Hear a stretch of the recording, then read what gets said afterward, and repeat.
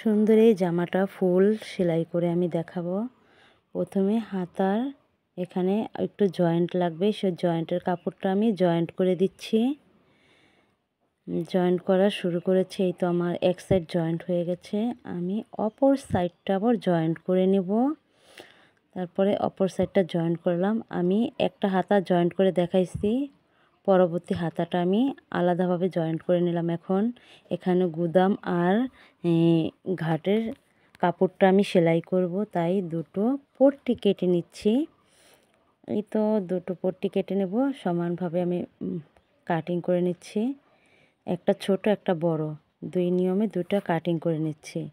একটা হচ্ছে গুদামের প্লেট, একটা হচ্ছে বক্সের প্লেট। এখন আমি গুদাম প্লেটটাই জয়েন্ট করব। সুন্দর করে ডাবল স্টিচ দিয়ে নেবেন, তাহলে ছুটে যাওয়ার চান্স থাকবে না। দুটো প্লেটে আমি জয়েন্ট করে নিচ্ছি। জয়েন্ট করে নেওয়ার পরে চাপ সেলাইটা দিয়ে নিচ্ছি। চাপ সেলাইটা দিলে হয় কি, খুব সুন্দর একটি ফিনিশিং আসে। এখন আমি সেলাইটা করে নিচ্ছি। আমি আজকে ফুল ভিডিওটাই শেয়ার করছি আপনাদের সাথে। ছোট ছোট রিলসও দিতে হয়, আবার ফুল ভিডিওটা দিলেও ভালো শেখা যায়। অনলাইন থেকে যারা কাজ শিখতে চান, ভিডিও স্কিপ করে চলে যাবেন না, উপর দিকে টান দিবেন না, ফুল ভিডিওটা মনোযোগ সহকারে দেখবেন, তাহলেই অনেক কিছু শিখতে পারবেন। এখানে একটু হাত দিয়ে ঘষে ঘষে সুন্দর একটি ফিনিশিং আনার জন্য, যে কোনো কাজে ধৈর্য সহকারে করলে খুব সুন্দর একটা ফিনিশিং আসে এবং কাজও সুন্দর হয়। এখন আমি এখানে একটা টাক দিয়ে নেব গুদাম প্লেটের জন্য, জানি আমার কাপড়টা এলোমেলো না হয়, ওই জন্য আমি একটা টাক দিয়ে নিচ্ছি। টাক দেওয়া হয়ে গেলে এখন আমি এখানে একটু জয়েন্ট করে নেব। একটা গুদাম লাগাবো, তাই আমি জয়েন্ট করে নিচ্ছি। ডাবল স্টিচ দিয়ে নেবেন, বাচ্চাদের ফ্রক তো ছিঁড়ে যেতে পারে। এটা আমার হয়ে গেছে। এখন শোল্ডার জয়েন্ট করব। আমি একটা শোল্ডার জয়েন্ট করছি, অবশ্যই ডাবল শোল্ডার জয়েন্ট করবেন, ডাবল সেলাই দিয়ে নেবেন, আর এখানে ডাবল স্টিচ দিয়ে নেবেন, ব্যাক স্টিচ যেটাকে বলে। এখন আমি গলার পট্টিটা জয়েন্ট করব। এখানে সুন্দর একটি পাইপিং দেব।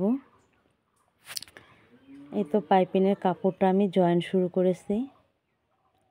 পাইপিংয়ের কাপড়টা আমি একটু কেটে কেটে দিলাম, যাতে ভিডিওটা খুব বড় হয়ে যায়, সেজন্য ভিডিওটা আমি একটু কেটে কেটে অনেক জায়গায় স্কিপ করে দিয়েছি। এই তো আমার এখানে পাইপিংটা জয়েন্ট হয়ে গেছে। এখন আমি পাইপিংটা মুড়িয়ে সেলাই করে দেব। এই তো মুড়িয়ে আমি সেলাই করে দিচ্ছি। খুব সুন্দর একটি ফিনিশিং আনার জন্যে হাত দিয়ে ধরে একটু ঘষে ঘষে তারপরে নেবেন, তাহলেই ফিনিশিংটা সুন্দর আসবে, কাপড়টা ঘুচে আসবে না।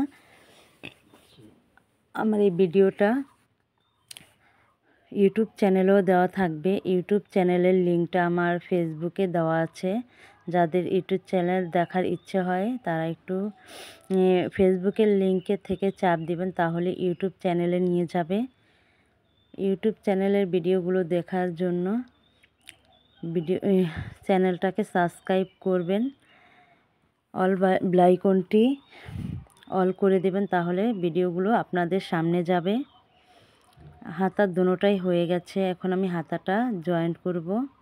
আমি একটা একটা করে জয়েন্ট করে দেখাচ্ছি, বেশি দুটো করে করতে গেলে হয় কি, ভিডিওটা খুব বড় হয়ে যাবে, সেজন্য আমি একটা একটা করে জয়েন্ট করে দেখাচ্ছি।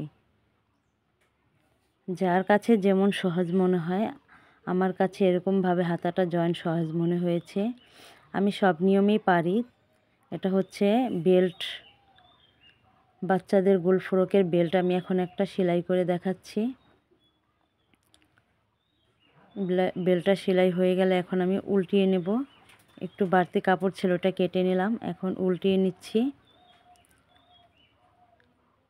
এত উল্টানো হয়ে গেছে, অপরটা আমি আলাদাভাবে উল্টিয়ে নিব। দুটোই আমার উল্টানো হয়ে গেছে। এখন আমি সাইড জয়েন্টটা করব। সাইড জয়েন্টটা করে নিচ্ছি।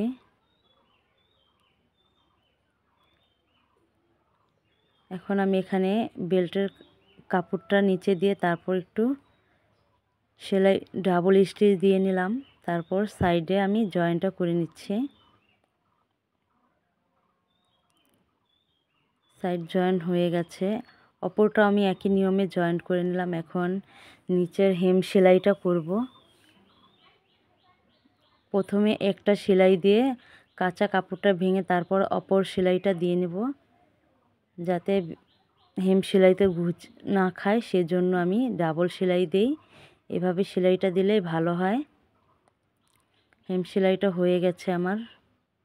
সবাইকে ধন্যবাদ। ফুল ভিডিওটা কন্টিনিউ